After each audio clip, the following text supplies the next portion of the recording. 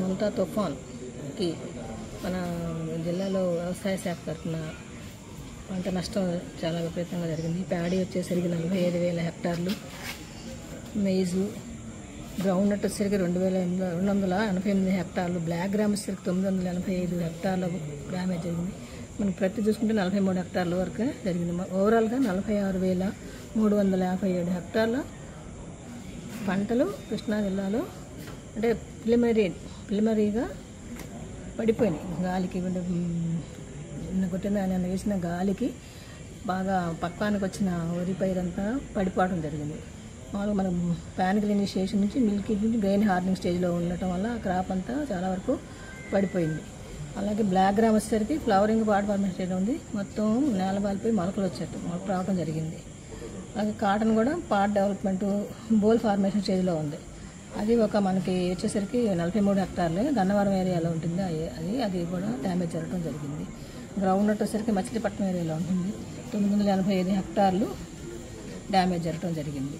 మొత్తానికి 56,040 మంది farmers effect అయింది ఇప్పటి వరకు. ఇది ఎన్యూమరేషన్ చేసి ఒక 5-6 రోజుల్లో ఇవ్వడం జరుగుతుంది రైతులకు. అంటే మోర్ దాన్ 33% డ్యామేజ్ ఉన్నవి ఎన్యూమరేషన్ చేయడం జరుగుతుంది. చేసి రైతుల అకౌంట్లో డీబీటీ ద్వారా అమౌంట్లు పేమెంట్ చేయడం జరుగుతుందని చెప్పడం జరిగింది. మనకి ఈరోజు ఇన్ఫర్మేషన్ వచ్చింది.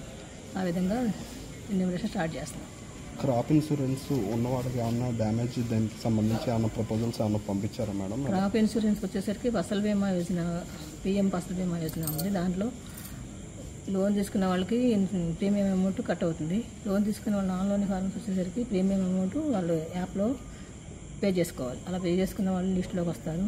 దానికి కూడా మనం ఈ సిఎస్సి ఎక్స్పెరిమెంట్స్ డేటా ప్రకారంగా 5 years యావరేజ్ తీసుకొని ఆ యావరేజ్ కన్నా ఇది తక్కువ వస్తేనే మనకి ఇన్సూరెన్స్ కవర్ అవడం జరుగుతుంది. కాబట్టి ఆ ఇన్సూరెన్స్ సిఎస్సి ఎక్స్పెరిమెంట్స్ డేటా వచ్చిన తర్వాత మనకి క్యాలిక్యులేట్ చేయడం జరుగుతుంది. మేడం కొన్ని ఏరియాల్లో ధాన్యం అనేది అంటే మొలకలకి అయిపోయి మొత్తం అంతా క్రాపింగ్కి దగ్గరగా ఉంది. ఆ ధాన్యం ఇప్పుడు కోసేస్తే ఏమన్నా పర్చేజింగ్ ఏమైనా చేస్తారా మేడం? అది అదే ప్రొక్యూర్మెంట్ కింద మనకి గవర్నమెంట్ నుంచి ఆర్డర్స్ రావాలి. డిస్కలర్డ్ అయినా 5% వరకు అలా ఉంది. డిస్కలర్డ్ గ్రెయిన్ ఉన్నా అది దాటిపోతే గవర్నమెంట్ స్పెషల్గా పర్మిషన్ ఇస్తే సివిల్ సప్లైస్ వాళ్ళు పర్చేజ్ చేయడం జరుగుతుంది. ఉద్యాన పంటల అంచనాలు ఏమైనా ఉన్నాయి మేడం? అది ఉద్యాన శాఖ వాళ్ళు చేస్తాం జరిగింది. అది ఇంకా నేను తీసుకోలేదు. ఎక్కువ శాతం ఏ నియోజకవర్గంలో పంట నష్టం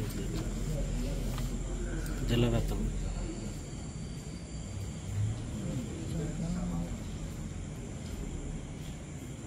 ఘంటసాల చాలా మనకి ఇటు కృత్తివెన్ను, మచిలీపట్నం ఈ ఏరియానే ఎక్కువ అయింది డ్యామేజ్. తుఫాన్ ఏరియా అంతా మనకి బంటిమిల్లి, కృత్తివెన్ను, మచిలీపట్నం, నాగాలంక లైట్గా అంటే ఫ్లవరింగ్ స్టేజ్లో ఉన్నదంతా గాలికి ఫ్లవర్స్ అన్ని రాలిపోయి సుంకు మీద ఉందంటారా, సుంకు అంతా రాలిపోయి చాపీ గ్రెయిన్స్ అంటే తప్పాతాలు వస్తుంది.